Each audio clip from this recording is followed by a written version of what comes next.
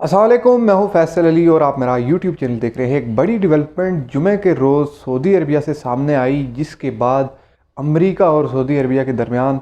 तनाज़ात शुरू होने वाले हैं, क्योंकि एक ऐसा खूनी खेल एक्सपोज किया है जो बाइडन इंतज़ामिया ने, जो मोहम्मद बिन सलमान के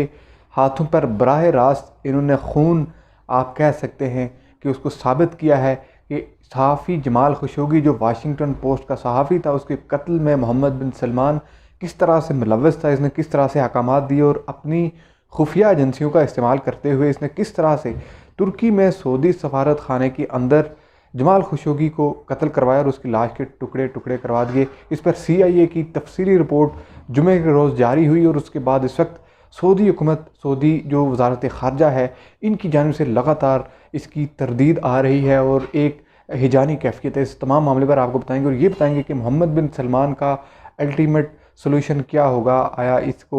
कैद किया जाएगा, इसकी हुकूमत ख़त्म होने वाली है और अमेरिका इसके एसेट्स जो हैं, बिलखुसूस इसके जितने भी एसेट्स हैं जो इसकी रकूम है बैरून मुल्क भी मुख्तलिफ बैंकों में है, उनको सीज़ करेगा, उसको फ्रीज़ करेगा या नहीं। इससे पहले हम आगे बढ़ें और आपको इसी बारे में मज़ीद बताएं, अगर आप हमारे चैनल पर नए हैं तो चैनल को सब्सक्राइब करें, वीडियो को लाइक करें और बेल आइकन ज़रूर दबाएँ ताकि आप आने वाली अपडेट से आगाह रह सकें और अपने फीडबैक से ज़रूर आगाह करें।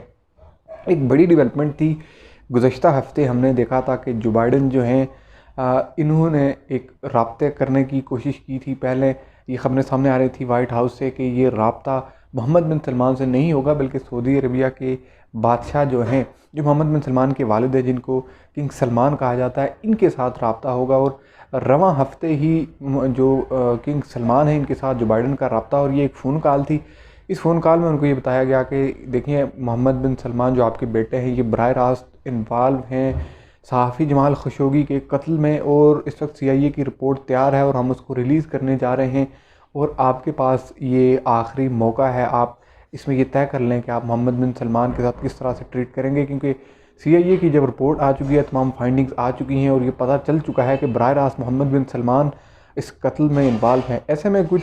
सऊदी अरबिया और अमेरिका के ताल्लुकात पर भी बात हुई। वहाँ पर किंग सलमान जो है, इन्होंने यकीनी तौर पर जो बाइडन है अमेरिकी सदर, उनके साथ कोई नरमी की दरख्वास्त भी की, क्योंकि ज़ाहिर है किंग सलमान के बेटे हैं मोहम्मद बिन सलमान। तो ऐसे में जो बाइडन की जानिब से एक सख्त रवैया, एक जो जिस तरह से उन्होंने अपनी इंतखाबी मुहिम में कहा था कि सऊदी अरबिया के हवाले से उनकी पॉलिसी तब्दील होगी,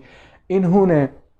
बड़ा ज़ोर डाला किंग सलमान पर और उनके बेटे के हवाले से सख्त अल्फाज का भी तबादला हुआ और ये कहा कि हम यकीनी तौर पर रिपोर्ट रिलीज़ करेंगे और उसके बाद देखा जाएगा। यहाँ इस कॉल में मुमकिन तौर पर यह बात भी हुई कि मोहम्मद बिन सलमान को आप सऊदी हुकूमत से, सऊदी रॉयल फैमिली का जो एक सेटअप है, जो एडमिनिस्ट्रेशन है, इससे अलग करें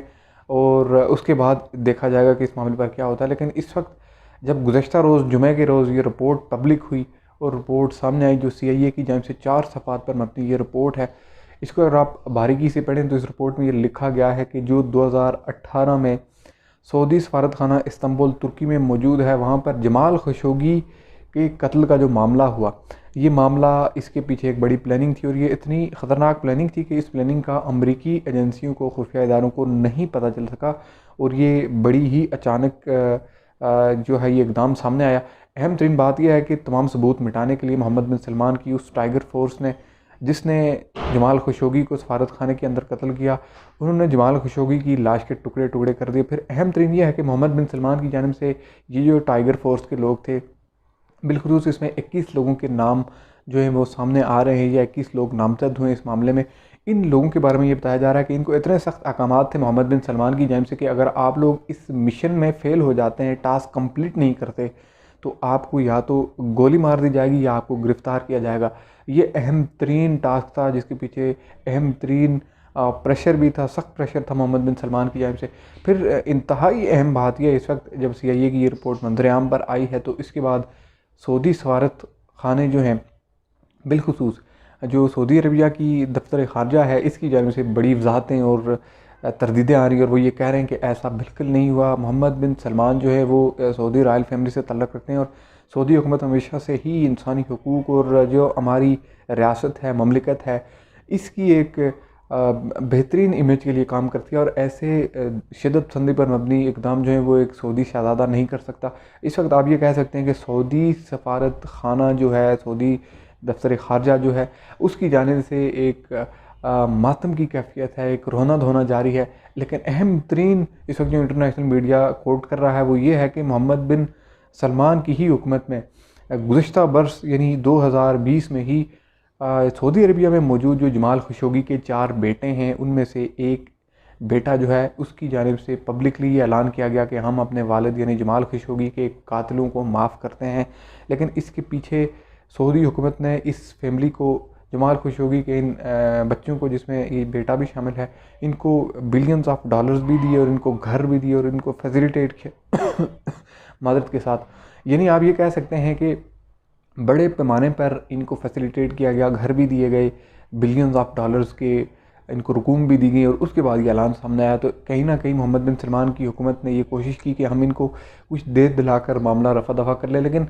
यूनाइटेड स्टेट्स की जो एजेंसियाँ थी, बिलखसूस ट्रंप इंतज़ामिया में इस पर इन्वेस्टिगेशन शुरू हो चुकी थी और इसके महीने के बाद ही ये इन्वेस्टिगेशन सामने आ चुकी थी। लेकिन इसमें कुछ चीज़ें बाकी रह रही थी। फॉर एग्ज़ाम्पल ये कंफर्म करना डिफरेंट सोर्सेज से बाकी रह रहा था कि मोहम्मद बिन सलमान की बराह रास्त इन्वॉल्वमेंट है या नहीं। तो इसमें इस वक्त CIA और अमेरिकी नेशनल इंटेलिजेंस जो है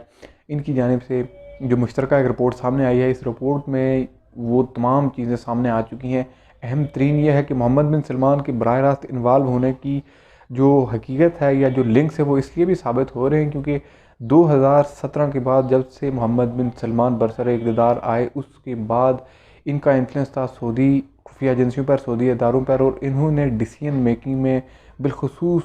खुद ही इंडिविजुअली ऐसे फैसले लिए कि बराह रास्त की डिक्टेट करते रहे सऊदी खुफिया एजेंसियों को भी, इदारों को भी कि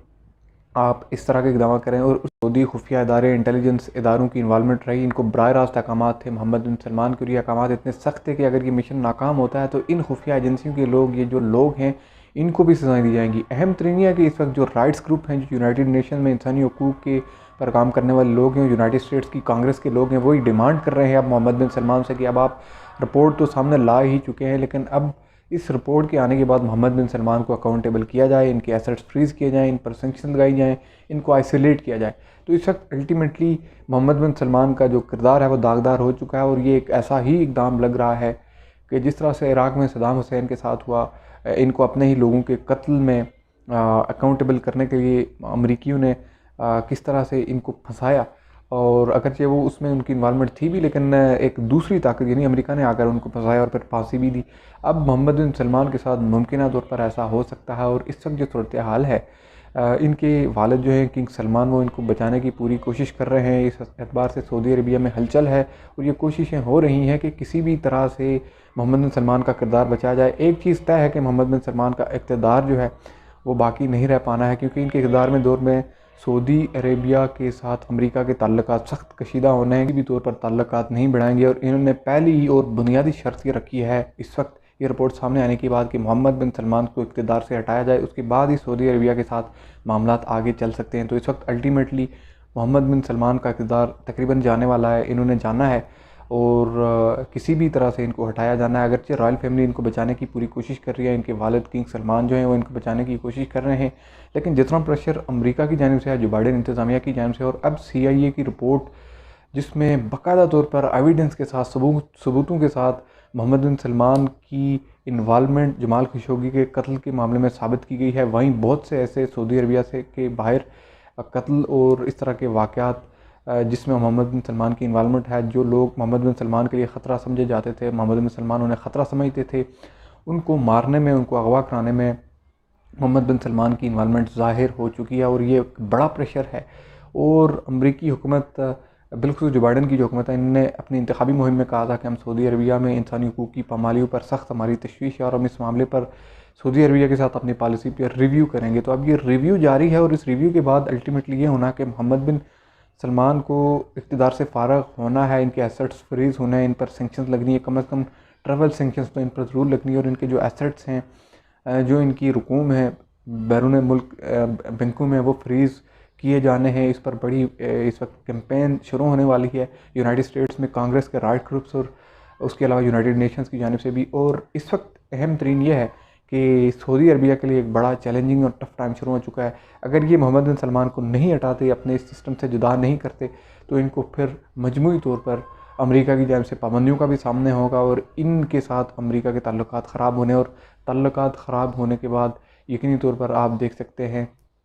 कि ईरान के साथ क्या हुआ और सऊदी अरबिया के साथ क्या होगा। अभी तक के लिए इतना ही। चैनल को ज़रूर सब्सक्राइब करें, वीडियो को लाइक करें और अपने फीडबैक से ज़रूर आगाह करें। अल्लाह हाफ़िज़।